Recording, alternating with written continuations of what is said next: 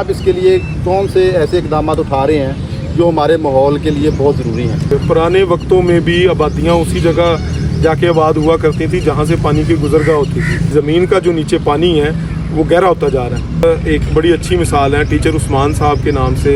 آپ کا جو گھروں کا پنتالوں کا پانی ہے کم از کم آپ اس کی ذمہ داری لے لیں.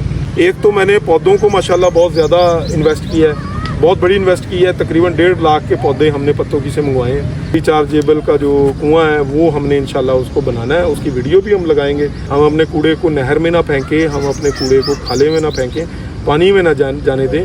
ہم اپنے کوڑے کو پراپر ڈسپوز کریں. ہمارا ہے سب سے آخری اور اہم سوال. ماشاءاللہ ڈاکٹر رانا محمد اظہر شاہین صاحب نے آپ سے بہت ہی عمدہ گفتگو کی اور ہمیں اپنے ایکسپیرینس تجربات کے ذریعے ہمیں بتایا کہ کس طرح انہوں نے اپنی زندگی میں کامیابی حاصل کی اور ہمیں مفید مشورے دیے.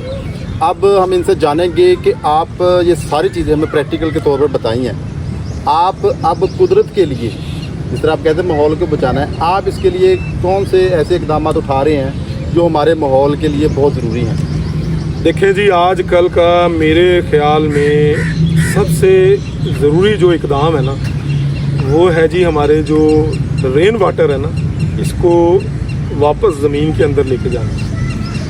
ہمارے جو زراعت ہے اس کی اور ہماری جو آبادی بڑھتی جا رہی ہے اس کا سارا دار و مدار پینے کے پانی پہ. پرانے وقتوں میں بھی آبادیاں اسی جگہ جا کے آباد ہوا کرتی تھیں جہاں سے پانی کی گزرگاہ ہوتی تھی. اللہ نہ کرے ہمیں کوئی اس طرح کی پرابلم ہو, اس سے پہلے ہی اگر ہم اس کو قابو کر لیں, یہ بہت بڑا ایک پرابلم ہونے کا اندیشہ ہے کہ جی ہمارا زمین کا جو نیچے پانی ہے وہ گہرا ہوتا جا رہا ہے اور ہمارے بارشیں کم ہو رہی ہیں. پانی ہمارا فل نہیں ہو رہا, ری فلنگ نہیں ہو رہی گراؤنڈ میں. ہمارے ٹیوب ویل زیادہ مقدار میں پانی نکال رہے ہیں سبزیاں یا ہماری فصلوں کو کاشت کرنے کے لیے. تو اس کا سب سے اگر انفرادی طور پہ ہر بندہ یہ اقدامات کرے گا تو انشاءاللہ آنے والے 4-5 سالوں میں ہم اس قابل ہو جائیں گے کہ ہم اس کو پورے علاقے کو دوبارہ سے چارج کر لیں. اب اس کا کیا مطلب ہے, ہمارے پاس ایک بڑی اچھی مثال ہے ٹیچر عثمان صاحب کے نام سے. ایک ہمارے آزاد کشمیر کے بھائی ہیں, وہ اتنا اچھا کام کر رہے ہیں, اتنی اچھی آگاہی دے رہے ہیں. اس کا مین آئیڈیا ہی یہ ہے کہ آپ کا جو گھروں کا پنتالوں کا پانی ہے کم از کم آپ اس کی ذمہ داری لے لیں.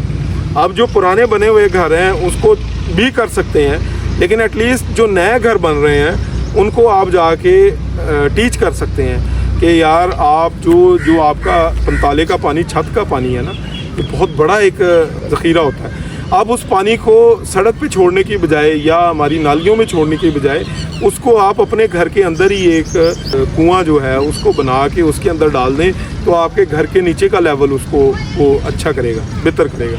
اور اگر آنے والے دنوں میں جتنے گھر بنیں گے یا ہمارے گلیوں میں تو ہمارے پانی کو ریچارج, تو میں نے جی یہی کام کیا ہے.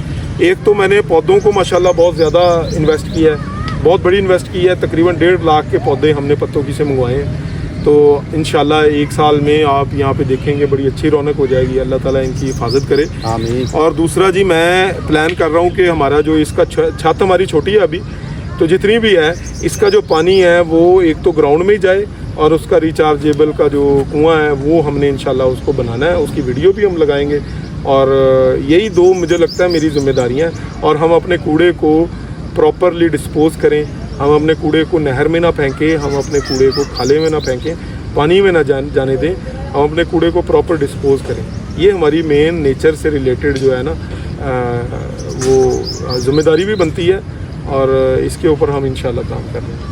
ماشاءاللہ جی بہت ہی عمدہ گفتگو ہوئی. ہم اپنے پروگرام کا اختتام کرتے ہیں. انشاءاللہ ہم اسی طرح آپ کو نئے آئیڈیاز, بزنس آئیڈیاز اور قدرت کے قریب لانے والی چیزیں اور آرگینک ایکسپلورنگ والی چیزیں آپ کو دکھاتے رہیں گے. جڑے رہیے ہمارے چینل کے ساتھ. ملتے ہیں ایک نیکسٹ ویڈیو کے ساتھ. السلام علیکم.